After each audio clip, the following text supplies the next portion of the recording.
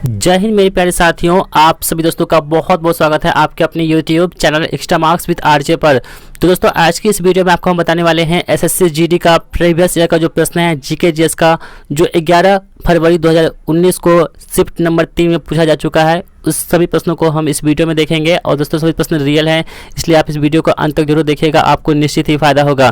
तो दोस्तों आज की इस वीडियो को शुरू करते हैं। आज का पहला क्वेश्चन देखिए हमारे पास क्या है, नीली क्रांति किससे संबंधित है। तो दोस्तों आपके पास ऑप्शन है नीली उत्पादन, दूसरा ऑप्शन है जूट उत्पादन, तीसरा ऑप्शन है मत्स्य उत्पादन और चौथा ऑप्शन है कृषि। तो दोस्तों हमको बताना है कि नीली क्रांति जो है किससे संबंधित है। तो दोस्तों इसका सही जवाब हो जाएगा मत्स्य उत्पादन से संबंधित है कौन सा, नीली क्रांति। ठीक है फ्रेंड्स, तो आपसे पूछा गया था कि नीली क्रांति किससे संबंधित है, तो आपको बताना होगा कि मत्स्य उत्पादन से संबंधित है नीली क्रांति, तब जाके आपका आंसर सही हो पाएगा। ठीक है दोस्तों, अब बात करते हैं नीली क्रांति संबंधित है हरित क्रांति, जो अक्सर एग्जाम में पूछा जाता है। तो दोस्तों हम बात करते हैं हरित क्रांति की। तो अक्सर एग्जाम में ये पूछा जाता है दोस्तों कि हरित क्रांति के जनक कौन है। ठीक है फ्रेंड्स, तो हरित क्रांति के जनक कौन है ये हमसे पूछा जा रहा है। ठीक है, तो दोस्तों आपको बता दें हरित क्रांति के जनक जो है जब पूछा जाएगा हमको विश्व में, तो दोस्तों विश्व की बात करें तो डॉक्टर वर्गीस कुरियन कौन है दोस्तों, डॉक्टर वर्गीस कुरियन को विश्व में हरित क्रांति का जनक कहा जाता है। ठीक है, वही दोस्तों बात करेंगे हम भारत की। तो दोस्तों भारत में जो है डॉक्टर एस स्वामीनाथन को, कौन दोस्तों, डॉक्टर एस स्वामीनाथन को कृषि का जो है हरित क्रांति का जनक कहा जाता है। किसे, भारत में डॉक्टर एस स्वामीनाथन को। ठीक है फ्रेंड्स, तो आई होप दोस्तों आपको ये बात बिल्कुल समझ में आ गया होगा। ठीक है, बढ़ते हैं नेक्स्ट प्रश्न की ओर। नेक्स्ट प्रश्न हमारा क्या है, देखिए दूसरा प्रश्न है दोस्तों हमारे पास, भारतीय रेगिस्तान डैश पश्चिमी क्षेत्र में स्थित है। तो दोस्तों आपके पास ऑप्शन है नीलगिरी की पहाड़ियाँ, अरावली की पहाड़ियाँ, हिमाद्री और कैमूर की पहाड़ियाँ। दोस्तों इन चारों ऑप्शन में से एक सही जवाब होगा। तो देखते हैं इसका सही जवाब क्या है। दोस्तों भारतीय रेगिस्तान जो है वो अरावली की पहाड़ियाँ के पश्चिमी क्षेत्र में स्थित है। कहाँ पे स्थित है दोस्तों, अरावली की पहाड़ियाँ जो है उसके पश्चिमी क्षेत्र में स्थित है भारत का रेगिस्तान जो है। ठीक है फ्रेंड्स, तो दोस्तों आपको हम बता दें जो रेगिस्तान है विश्व का सबसे बड़ा रेगिस्तान जो है वो कौन सा दोस्तों, सहारा रेगिस्तान है। ठीक है, सहारा स्थान जो कहाँ पे किस महादेश में है, तो अफ्रीका महादेश में है। ठीक है, वही बात करते हैं दोस्तों भारत की। तो भारत का जो बड़ा रेगिस्तान है वो कौन सा है, थार राजस्थान, थार है जो कहाँ पे स्थित है दोस्तों, राजस्थान में है विश्व का भारत का बड़ा रेगिस्तान। ठीक है फ्रेंड्स, आई होप दोस्तों आपको ये बात समझ में आ गई होगी। नेक्स्ट प्रश्न देखते हैं हमारे पास क्या है। नेक्स्ट प्रश्न देखिए दोस्तों, नेक्स्ट प्रश्न है हमारे पास, प्रकाश वर्ष किसका एकक है। ठीक है फ्रेंड्स, तो प्रकाश वर्ष किसकी इकाई है हमसे ये पूछा जा रहा है। तो आपके पास ऑप्शन है समय का, दूरी का, वेग का और इनमें से कोई नहीं। तो दोस्तों आप सबको पता होगा जो प्रकाश है ये जो है इस किसका एकक है, तो प्रकाश वर्ष जो है एक दूरी की इकाई होती है। ठीक है फ्रेंड्स, आप इसे ध्यान में रखिएगा, कंफ्यूज नहीं होइएगा।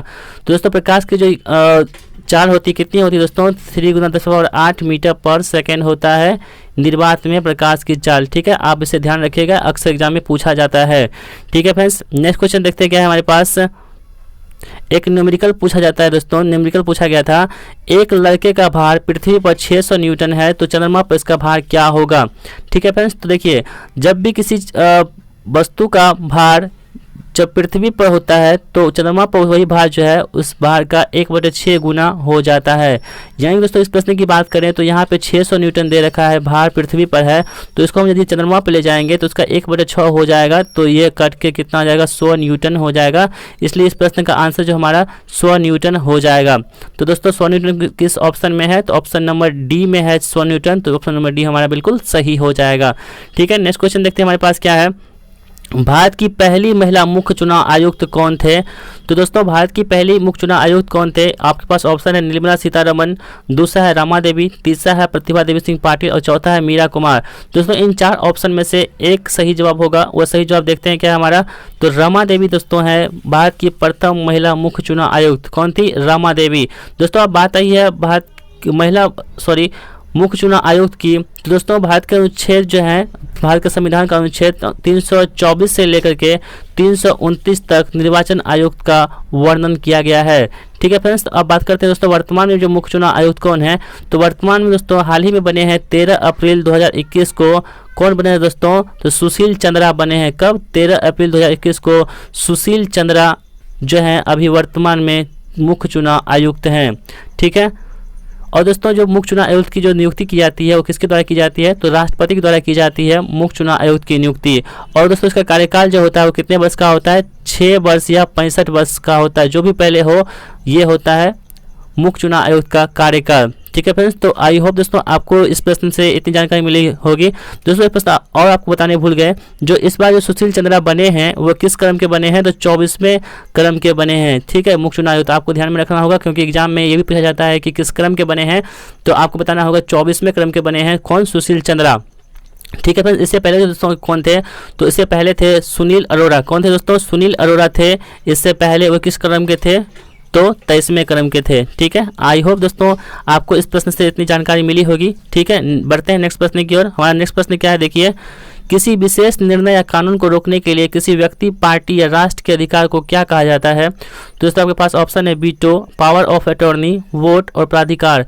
तो दोस्तों इन चारों ऑप्शन में से एक सही जवाब होगा हमारा, क्या हो जाएगा? वीटो जाए दोस्तों, इसका बिल्कुल सही जवाब हो जाएगा। ठीक है, नेक्स्ट प्रश्न देखिए हमारे पास क्या है, भगवान बुद्ध ने अपना पहला उपदेश कहाँ पर दिया था? तो दोस्तों आपके पास ऑप्शन है बोध गया, सांची, सारनाथ और कुशीनगर। इन चार ऑप्शन में से एक सही जवाब होगा। दोस्तों इसका सही जवाब देखते हैं। भगवान बुद्ध ने अपना पहला उपदेश दिया था, वो कहाँ पे दिया था दोस्तों? सारनाथ में दिया था। कहाँ पे? सारनाथ पे दिया था। ठीक है, और दोस्तों आपको बता दें, जो इतिहास में जो उपदेश दिया था इसको किस नाम से जानते हैं? तो इसे जानते हैं धम्म चक्र परिवर्तन के नाम से। किसे दोस्तों? धम्म चक्र परिवर्तन के नाम से जानते हैं इसे हम। ठीक है, तो उपदेश देने को। और दोस्तों जो ज्ञान की प्राप्ति हुई थी किसे? महात्मा बुद्ध को। तो ये कहाँ पर हुई थी? तो कहाँ पर हुआ था दोस्तों? ये बोध गया में हुआ था। ठीक है, बोध गया में। इसे क्या कहते हैं दोस्तों? इसे कहते हैं ज्ञान की प्राप्ति हुई थी बोध गया में। और दोस्तों कुशीनगर में जो हुआ था दोस्तों, ये महात्मा बुद्ध की जो थी मृत्यु हुई थी, इसे इतिहास में हम लोग महापरिनिर्वाण के नाम से जानते हैं। क्या जानते हैं दोस्तों? महापरिनिर्वाण के नाम से इतिहास में इसे जाना जाता है, महात्मा बुद्ध की मृत्यु को। ठीक है, आप इसे ध्यान में रखिएगा। ठीक है दोस्तों, आप आई होप दोस्तों आपको इस प्रश्न से इतनी जानकारी मिली होगी। बढ़ते हैं नेक्स्ट प्रश्न की ओर। दोस्तों नेक्स्ट प्रश्न हमारा क्या है, देखिए, पूछा गया था 8 नंबर प्रश्न है हमारा। पूछा गया था दोस्तों कि अगस्त 1858 में ब्रिटिश संसद ने एक अधिनियम पारित किया जिसमें कंपनी के शासन को समाप्त कर दिया गया। वे कौन सा अधिनियम कहा गया? तो दोस्तों आपके पास ऑप्शन है भारत सरकार अधिनियम, दूसरा है भारतीय न्यास अधिनियम, तीसरा है फोर्ट विलियम एक्ट और चौथा है इनमें से कोई नहीं। तो दोस्तों ये जो शासन समाप्त किया गया था, ये जो था भारत सरकार अधिनियम के तहत इसे समाप्त किया गया था, इसलिए ऑप्शन नंबर ए जो है हमारा बिल्कुल सही हो जाएगा। ठीक है, नेक्स्ट क्वेश्चन देखिए हमारे पास क्या है, भारत और श्रीलंका किसके द्वारा विभाजित किया गया है? तो दोस्तों देखिए, भारत और श्रीलंका की बात करें तो ये आपके पास ऑप्शन है बेरिंग जल डमरूमध्य, दूसरा है पाक जल डमरूमध्य, तीसरा है जिब्राल्टर जल डमरूमध्य और चौथा है इनमें से कोई नहीं। दोस्तों भारत और श्रीलंका जो है ये पाक जल डमरूमध्य के द्वारा इसे विभाजित किया गया है। ठीक है फ्रेंड्स, नेक्स्ट प्रश्न देखिए हमारा क्या है, चार मीनार कहाँ पर स्थित है? तो दोस्तों आपके पास ऑप्शन है सिकंदराबाद में, हैदराबाद में, मुंबई में और पणजी में। तो दोस्तों चार मीनार जो स्थित है कहाँ पे स्थित है? तो हैदराबाद में स्थित है चार मीनार। ठीक है, आप इसे ध्यान में रखिएगा। तो चार मीनार कहाँ पे स्थित है? हैदराबाद में स्थित है। दोस्तों बात करते हैं चार मीनार की, तो इसकी स्थापना जो हुई थी कब हुई थी? 1591 ईस्वी में हुआ था। ठीक है, 1591 ईस्वी में किसके द्वारा हुई थी? तो कुतुब शाही वंश के 5वें शासक थे। कौन थे? मोहम्मद कुतुब कुली खान। कौन थे दोस्तों? मोहम्मद कुली कुतुब शाह थे, इसके द्वारा इसकी स्थापना की गई थी चार मीनार की, जो कहाँ पर स्थित है? हैदराबाद में स्थित है। ठीक है दोस्तों, आपको इसे ध्यान में रखिएगा। ठीक है, नेक्स्ट प्रश्न देखिए हमारे पास क्या है, खरीफ फसलों को किस मौसम के शुरुआत के साथ बोई जाने वाली फसलों के रूप में वर्णित किया गया है? तो फ्रेंड्स आपके पास ऑप्शन है शीतल, वर्षा, ग्रीष्म और वसंत। इन चार ऑप्शन में से एक सही जवाब होगा। दोस्तों इसका सही जवाब क्या हो जाएगा? वर्षा के ऋतु में मौसम में जो बोई जाती है खरीफ फसल। ठीक है, नेक्स्ट क्वेश्चन देखिए हमारे पास क्या है, सोडियम हाइड्रोक्साइड का उपयोग किसके लिए नहीं किया जाता है? तो दोस्तों आपके पास ऑप्शन है धातुओं की चिकनाई हटाने के लिए, अखबार बनाने के लिए, अचार परिलक्षित करने के लिए और साबुन बनाने के लिए। तो दोस्तों हमसे पूछा जा रहा है कि सोडियम हाइड्रोक्साइड का प्रयोग किसमें नहीं करते हैं? तो दोस्तों ये जो है अचार को परिलक्षित करने में इसका प्रयोग नहीं करते हैं। बाकी के साबुन बनाने के लिए, अखबार बनाने के लिए और धातु को चिकनाई हटाने के लिए सोडियम हाइड्रोक्साइड का प्रयोग हम लोग करते हैं। ठीक है, नेक्स्ट प्रश्न देखिए क्या पूछा गया था कि किस पाकिस्तानी जनरल ने वर्ष 1999 में अपने सैन्य शासन लागू किया था? तो दोस्तों पाकिस्तानी जनरल का नाम हमसे पूछा जा रहा है जो 1999 में अपने देश में सैन्य शासन को लागू किया था। दोस्तों आपके पास ऑप्शन है कमर जावेद, परवेज मुशर्रफ, दूसरा जियाउद्दीन भट्ट और राहिल शरीफ। तो दोस्तों इन चार ऑप्शन में से जो परवेज मुशर्रफ है ये बिल्कुल सही जवाब हो जाएगा। जो पाकिस्तानी जनरल है 1999 में इन्होंने सैन्य शासन अपने देश पाकिस्तान में लागू किया था। ठीक है फ्रेंड्स, नेक्स्ट क्वेश्चन देखिए क्या पूछा गया था, 14 नंबर प्रश्न देखिए दोस्तों, सबसे बड़ा नदी द्वीप जो कौन सा दोस्तों, माजुली निम्नलिखित में से किस नदी पर स्थित है। तो दोस्तों माजुली द्वीप जो है सबसे बड़ा नदी द्वीप है, ये आपको ध्यान में रखना होगा कि आपसे प्रश्न ये भी पूछा जा सकता है दोस्तों कि सबसे बड़ा नदी द्वीप कौन सा है, तो दोस्तों आपको बताना होगा माजुली है। ठीक है, अब दूसरी बात कि माजुली जो है ये तो सबसे बड़ी नदी द्वीप हो गया, अब ये किस नदी पर स्थित है हमसे ये पूछा जा रहा है दोस्तों इस प्रश्न में। तो आपके पास ऑप्शन है कावेरी, दूसरा है गोदावरी, तीसरा है ब्रह्मपुत्र और चौथा है नर्मदा। दोस्तों इन 4 ऑप्शन में से जो ब्रह्मपुत्र नदी है ये माजुली नदी पर स्थित है। कौन सा दोस्तों, तो ब्रह्मपुत्र नदी इसका बिल्कुल सही जवाब हो जाएगा। ठीक है, नेक्स्ट क्वेश्चन देखिए हमारे पास क्या है, बनारस हिंदू विश्वविद्यालय की स्थापना किसने की थी। दोस्तों आप सबको पता होगा जो बनारस से हिंदी विश्वविद्यालय है ये बहुत ही फेमस विश्वविद्यालय है हिंदी के लिए, जो बहुत सारे विदेशी लोग भी यहाँ पे पढ़ने के लिए आते हैं। तो यही हमसे पूछा जा रहा है कि इसकी स्थापना किसके द्वारा की गई थी। तो आपके पास ऑप्शन है सर सैयद मोहम्मद, दूसरा ऑप्शन है बाल गंगाधर तिलक, तीसरा ऑप्शन है जवाहरलाल नेहरू और चौथा ऑप्शन है पंडित मदन मोहन मालवीय। तो दोस्तों बनारस हिंदू विश्वविद्यालय की स्थापना जो की गई थी वो पंडित मदन मोहन मालवीय के द्वारा इसकी स्थापना की गई थी, पंडित मदन मोहन मालवीय के द्वारा इसकी स्थापना की गई थी। ठीक है फ्रेंड्स, नेक्स्ट क्वेश्चन देखिए हमारे पास क्या है, निम्न में से कौन परिसंचरण प्रणाली का हिस्सा नहीं है। दोस्तों ये बायो का प्रश्न है, इसलिए आप इस क्वेश्चन को देखिएगा, बहुत इंपॉर्टेंट है। निम्न में से कौन परिसंचरण प्रणाली का हिस्सा नहीं है। तो दोस्तों के पास ऑप्शन है धमनियाँ, बिल्ली, सिराएं और केशिकाएं। तो दोस्तों इसमें जो बिल्ली है ये परिसंचरण प्रणाली का हिस्सा नहीं है, बाकी के धमनियाँ हो गया, सिराएं हो गया और केशिकाएं हो गया, ये सभी परिसंचरण प्रणाली के हिस्सा के अंतर्गत आते हैं। ठीक है, नेक्स्ट प्रश्न देखिए हमारे पास क्या है, आर्य लोग भारत कहाँ से आए थे। दोस्तों बहुत ही ज़्यादा इंपॉर्टेंट प्रश्न है, ये बार बार प्रश्न पूछा जाता है। तो आपको बता दें दोस्तों आर्य लोग भारत कहाँ से आए थे, पूर्वी यूरोप से, ऑस्ट्रेलिया से, मध्य एशिया से और दक्षिण पूर्व एशिया से। तो दोस्तों आर्य लोग जो भारत आए थे वो कहाँ से आए थे, तो मध्य एशिया से आए थे। कहाँ से आए थे दोस्तों, मध्य एशिया से आए थे, इसलिए हमारा जो ऑप्शन है बिल्कुल सी सही हो जाएगा। दोस्तों यदि आप इस वीडियो को अंत तक देखते हैं तो आपको निश्चित ही इससे फायदा होगा, क्योंकि दोस्तों आपको ये बताना है कमेंट बॉक्स में कि आपने 25 क्वेश्चन में से आपने कितना सही जवाब किया, तब जाके आपको आकलन हो जाएगा कि आपकी तैयारी कैसी चल रही है और आपको कितनी तैयारी करने की और भी ज़रूरत है। ठीक है फ्रेंड्स, तो आप इस वीडियो में अंत तक बने रहिएगा। बढ़ते हैं नेक्स्ट प्रश्न की ओर। एजी एक महंगी गरम नरम सफ़ेद और चमकदार धातु है जिसे आमतौर पर किस के रूप में जाना जाता है। तो दोस्तों आपके पास ऑप्शन है चांदी, पारा, एल्युमिनियम और निकेल। तो दोस्तों इसमें से सही जवाब हो जाएगा ये जो चांदी है, ये एजी का एक फार्मूला होता है, यानी कि प्रतीक चिन्ह होता है। ठीक है, तो आपको बताया दोस्तों पारा किसका प्रतीक चिन्ह होता है, तो Hg होता है पारा का प्रतीक चिन्ह, और एल्युमिनियम का क्या होता है दोस्तों, Al होता है, और निकेल का Ni होता है। दोस्तों एग्जाम में कभी कभी क्या होता है कि परमाणु संख्या और प्रतीक चिन्ह भी पूछ लिया जाता है, तो इसलिए आप कम से कम 1 से लेकर के 20 तक आपको परमाणु संख्या याद होनी चाहिए दोस्तों, और आपको ये प्रतीक चिन्ह भी याद होना चाहिए। ठीक है, क्योंकि एग्जाम का कोई भरोसा नहीं है, कुछ भी पूछा जा सकता है। हमें लगेगा कि ऐसा बात नहीं पूछेगा, लेकिन आसान चीज़ों में हमें फंसा देता है और हम गलती करके आ जाते हैं। ठीक है, और हमारा रिजल्ट नहीं बन पाता है। तो दोस्तों बढ़ते हैं नेक्स्ट प्रश्न की ओर। देखिए कथकली किस राज्य की नृत्य है। तो दोस्तों कथकली जो दोस्तों आपके पास कर्नाटक है, आंध्र प्रदेश है, तमिलनाडु और केरल है।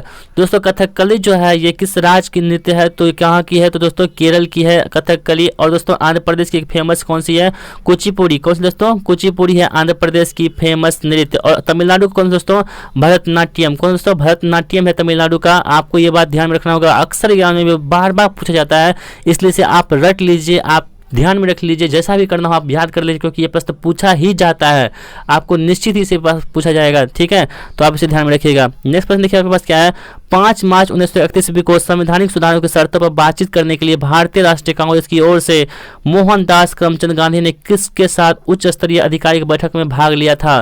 दोस्तों मोहनदास करमचंद गांधी जी थे वो 5 मार्च 1931 ईस्वी को जब समझौता हुआ था उसके तहत जो है वो किसके साथ बैठक में अध्यक्षता लिए थे, ये हमसे पूछा जा रहा है। दोस्तों हमको ऑप्शन दे रखा है Lord Clive, Lord Irwin, Lord Curzon और लॉर्ड रिपन। तो दोस्तों ये जो इसका आंसर हो जाएगा लॉर्ड इरविन के द्वारा। कौन दोस्तों, लॉर्ड इरविन द्वारा। दोस्तों अक्सर एग्जाम में ये भी प्रश्न पूछा जाता है कि इरविन समझौता हुआ था वो कब हुआ था। पहली बात तो ये कि इरविन समझौता कब हुआ था, तो आपको बताना होगा कि 5 मार्च 1931 ईस्वी को इरविन समझौता हुआ था। ठीक है, अब हमसे ये पूछा जाता है कि इरविन समझौता जो हुआ था उसमें किसने किसने बैठक में भाग लिया था। तो हमारे देश के मोहनदास करमचंद गांधी और लॉर्ड इरविन के बीच में ये हुआ था। इरविन समझौता कब हुआ था? 5 मार्च 1931 ईस्वी को हुआ था। इसलिए दोस्तों आप इस बात को ध्यान में रख लीजिएगा। ओके, नेक्स्ट क्वेश्चन देखिए हमारे पास क्या है। निम्न में से कौन भारतीय शास्त्रीय संगीत की एक प्रख्यात गायिका हैं? तो दोस्तों देखिए, शुभा मुद्गल है, रीता गांगुली है, जेम्स वाटसन और लुई पास्चर है। दोस्तों लुई पास्चर तो आपको पता होगा ये बायोलॉजी से संबंधित है, ये तो शास्त्रीय गायिका नहीं ही होगा। जेम्स वाटसन भी नहीं होगा, रीता गांगुली भी नहीं होगा, तो हमारा कौन हो जाएगा? शुभा मुद्गल। दोस्तों शुभा मुद्गल जो है ये भारतीय शास्त्रीय संगीत की प्रख्यात गायिका हैं। दोस्तों ये प्रश्न बहुत इंपॉर्टेंट है क्योंकि रेलवे एग्जाम्स और ये एसएससी एग्जाम में अक्सर बार बार पूछा जाता है, इसलिए आप इसे रट लीजिए, आप ध्यान में रख लीजिए। जो भी करना हो आप कर लीजिए, आपको ये पूछा जाएगा तो मतलब पूछा जाएगा, आप ध्यान में रख लीजिएगा। ठीक है, नेक्स्ट क्वेश्चन देखिए हमारे पास क्या है।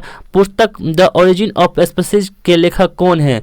तो दोस्तों ओरिजिन ऑफ स्पीसीज के लेखक कौन है? आपके पास ऑप्शन है Jane Goodall, Charles Robert Darwin, James Watson और लुई पास्चर। दोस्तों इन 4 ऑप्शन में से जो सही जवाब होगा वो कौन सा होगा? Charles Robert Darwin. यानी दोस्तों ओरिजिन ऑफ स्पीसीज पुस्तक के लेखक कौन है? चार्ल्स रॉबर्ट डार्विन है ओरिजिन ऑफ स्पीसीज पुस्तक के लेखक। आपको ध्यान में रखना होगा, बहुत ज़्यादा इंपॉर्टेंट है। ठीक है, नेक्स्ट क्वेश्चन देखिए, पूछा गया था मानव शरीर की सबसे छोटी हड्डी कौन सी है? तो दोस्तों आपके पास ऑप्शन है कोहनी की हड्डी, कान की हड्डी, प्रतिष्ठा और कलाई की हड्डी। तो दोस्तों सबसे छोटी हड्डी होगी, सबसे बहुत ही इजी प्रश्न दोस्तों, आप सबको पता होगा कि सबसे छोटी हड्डी होती है वो कान किसकी होती है? कान की हड्डी होती है। ठीक है, और दोस्तों उसका नाम क्या है? तो स्टेपीज इसका नाम होता है। क्या है? स्टेपीज इसका नाम होता है। ठीक है, और दोस्तों वहीं बात करते हैं सबसे बड़ी हड्डी की शरीर की, तो दोस्तों क्या होता है? वो फीमर होता है। क्या होता है? फीमर होता है। वो कहाँ की होती है दोस्तों? तो वो जांघ की हड्डी होती है। फीमर कहाँ की होती है? जांघ की हड्डी होती है फीमर, जो शरीर की सबसे बड़ी हड्डी कहलाती है। ठीक है, तो नेक्स्ट प्रश्न देखते हैं हमारे पास क्या है दोस्तों। भारत के निम्नलिखित इस्पात संयंत्रों में से कौन सर्वाधिक क्षेत्र के अंतर्गत नहीं आता है? तो जैसे यहाँ पर सार्वजनिक होगा, सॉरी सर्वाधिक लिखा गया, तो जैसे दोस्तों सार्वजनिक क्षेत्र के अंतर्गत नहीं आता है, ये हमसे पूछा जा रहा है। तो दोस्तों देखिए यहाँ पे देखिए दुर्गापुर स्टील संयंत्र, दूसरा है भिलाई इस्पात संयंत्र, तीसरा है टिस्को और चौथा है राउरकेला स्टील संयंत्र।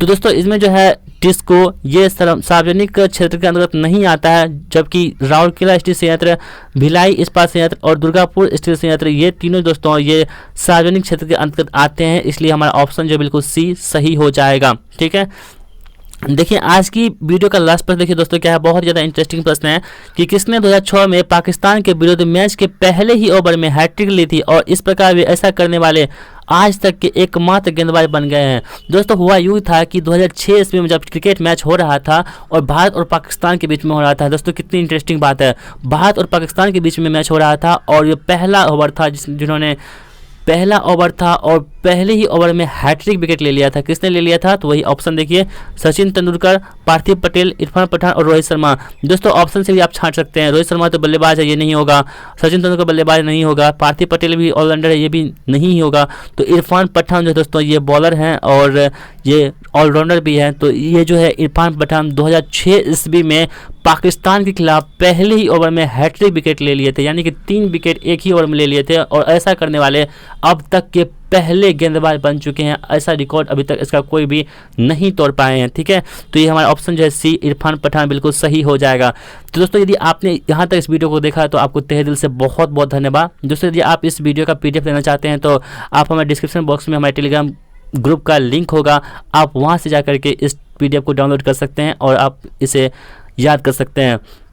तो दोस्तों आपको बता दें जो हमारे टेलीग्राम चैनल होगा एक्स्ट्रा मार्क्स विद RJ के नाम से टेलीग्राम चैनल है, वो जिसका लिंक आपको डिस्क्रिप्शन बॉक्स में दिया हुआ है। और दोस्तों यदि आप PDF पे जो माय यूट्यूब चैनल लिंक लिखा हुआ है, यदि आप इस पर भी क्लिक करते हैं तो आप सीधे हमारे यूट्यूब चैनल पर पहुंच सकते हैं। और दोस्तों आपको हम बता दें, आप मेरे यूट्यूब चैनल का लोगो देखिए क्या है, ये है मेरे यूट्यूब चैनल का लोगो। यदि आप आइएगा तो इस लोगों को देख करके आप हमारे चैनल को, यदि आपको पसंद आया हो तो आप चैनल को सब्सक्राइब कीजिएगा और बेल आइकन को प्रेस करके नोटिफिकेशन बिल को ऑन कर दीजिएगा, ताकि जो भी वीडियो मैं अपलोड करूँ सबसे पहले आप तक पहुँचेगा। तो दोस्तों मिलते हैं नेक्स्ट वीडियो में, तब तक के लिए जय हिंद, वंदे मातरम।